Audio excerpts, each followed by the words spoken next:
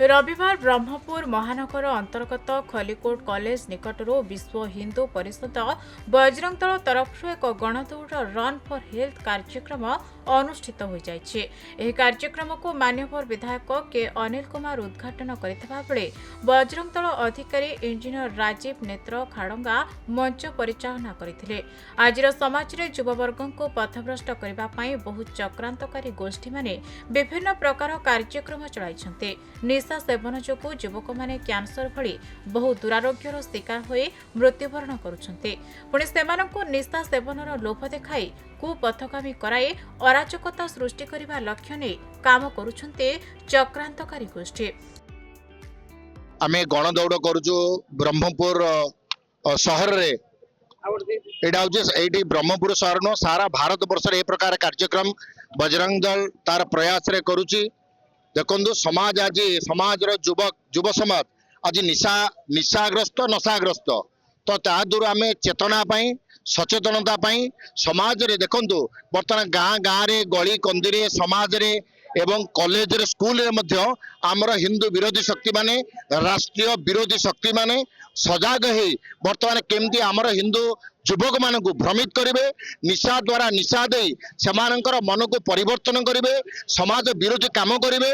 तो ये प्रकार गोटे विशाल षड्यंत्र हिंदू समाज यदि चतुर्विध आक्रमण शिकार होती हिंदू समाज हिंदू युवक मान युवती मान आम निशारू केमती दूरे रखा समाज रे भल युवक भल युवती निजर चरित्र ने भल चरित्र निर्माण करवा एवं आमर जो बजरंग दल जो ध्येय वाक्य अच्छी सेवा सुरक्षा संस्कार तो ताकू आम ध्यान दे केमती सेवा करिया समाज सुरक्षा करवा एवं संस्कार आनिबा प्रति परिवार रे घरे घरे तो तारी उद्देश्य रे ए प्रकार ये गणदौड़ कराउची। हम विश्व हिंदू परिषद बजरंग दल तरफ संस्कार सप्ताह उपलक्षे निशा मुक्त अभियान कराइतिला।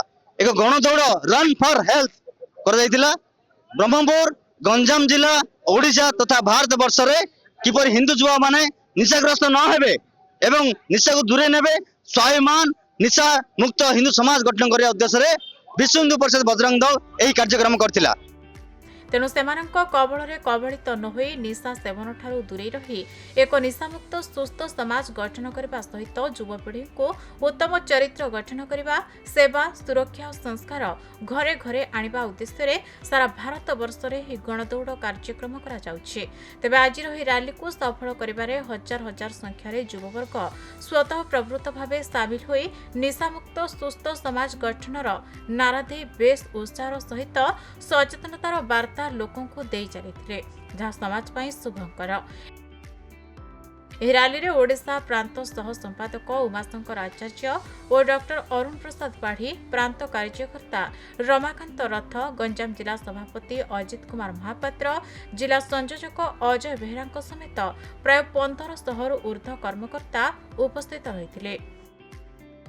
ये गणदौड़ आजिकार युव समाज को सचेतन करने आपण मैंने जानते आजिकार युव समाज को पथभ्रष्ट करने विभिन्न प्रकार कार्यक्रम समाज रे जारी रही विशेषकर निशा गोटे मुख्य प्रमुख कारण एक रही आजिकार युव समाज निशाग्रस्त होकर निजर जीवन तथा पारिवारिक जीवन तथा देश में समस्या सृष्टि कर मुक्ति करने सत्मार्ग परिचालन करने सचेतनता रैली कर हेल्थ फॉर रन जहाँ आज युव समाज विपदगामी हो जाउछन्ति निशाग्रस्त होकर से समाज को आह्वान दवाई आज गणदौड़ एथि होउची जेतले पिलाटी जन्म होउची घरे सेतबेले से कौनसी खराब प्रकृति नहीं कि जन्म होई न थाए।